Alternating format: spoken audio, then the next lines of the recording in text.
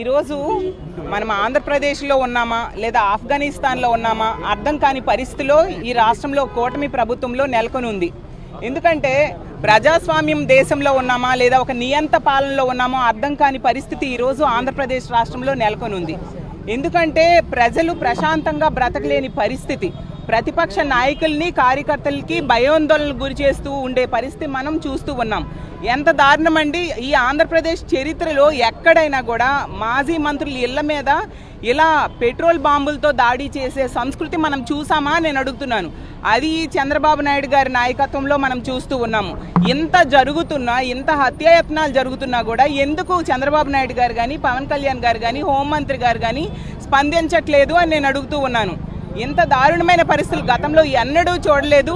తీసుకుంటే అంబటి రాంబాబు గారి ఇష్యూలో అతను చాలా హోందాగా ఆ వ్యాఖ్యలు వెనక్కి తీసుకుంటానని కూడా చెప్పడం జరిగింది. అయినా కూడా ఇంటి మీద దాడి చేసి అసలు అగ్గి పెట్టేయడం ఏంటండి? అసలు మనం ప్రజాస్వామ్య దేశంలో ఉన్నామా లేదా? శాంతి భద్రతలు కాపాడరా?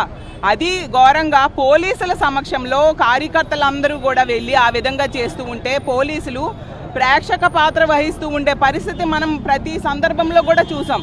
ఆ జోగి రమేష్ గారి ఇంటి మీద కూడా ఆ విధంగానే దాడి చేయడం జరిగింది. చూస్తే ఇంట్లో మహిళలు ఉన్నారు, చిన్నారులు ఉన్నారు, పెద్ద ఏజ్ వాళ్ళు ఉన్నారు. అంటే ఇంకా చంపేస్తారా? ప్రతిపక్ష నాయకులు అయితే చాలు చంపేయడమేనా పని? అసలు ఇవన్నిటికీ కారణం నాకైతే ఒకటే అర్థమవుతుంది, 3 కారణాలు. ఒకటి, తిరుపతి లడ్డు విషయంలో సిబిఐ దర్యాప్తు నివేదికలో జంతు కొవ్వు కలవలేదు అని స్పష్టంగా ఇవ్వడం జరిగింది. రెండోది, గీతం భూముల విషయంలో 5,000 కోట్ల భూదోపిడీకి గీతంలో యాజమాన్యంగా ఉన్న ఈ విశాఖపట్నం ఎంపీ భరత్ గారు చేస్తూ ఉన్నారు. దానివల్ల తెలుగుదేశం పార్టీ మీద విపరీతమైన వ్యతిరేకత ప్రజల్లో వచ్చింది. ప్రజల్లో దాని గురించి చర్చ జరుగుతూ ఉంది. మూడో విషయం ఏంటంటే, అరవ శ్రీధర్ అనే జనసేన ఎమ్మెల్యే ఎంత చండాలమైన పనులు చేశాడో మనందరం చూసాం. ఏకంగా అసెంబ్లీలో కూర్చొని వీడియో కాల్స్ చేస్తూ ఉండే పరిస్థితి.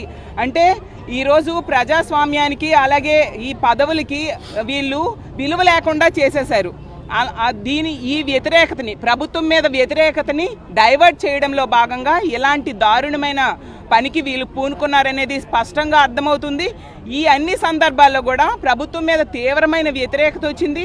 ప్రభుత్వం ఇప్పుడు డిఫెన్స్లో పడిపోయింది. అందుకు ఏ మాన్సరో చెప్పలేక ఇలా దౌర్జన్యాలకు దిగుతూ ఉండే పరిస్థితి. మాట్లాడిన ప్రతి ఒక్కరిని కూడా ఈరోజు దాడులు చేస్తూ మాజీ ఎమ్మెల్యేలు, మాజీ మంత్రుల మీద ఈ విధంగా చేయడం ఎంతవరకు సమంజసమని నేను అడుగుతూ ఉన్నాను.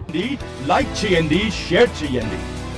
VTV ప్రైమ్, నీ ఉత్తమాభిరుచుల సమ్మేళనం.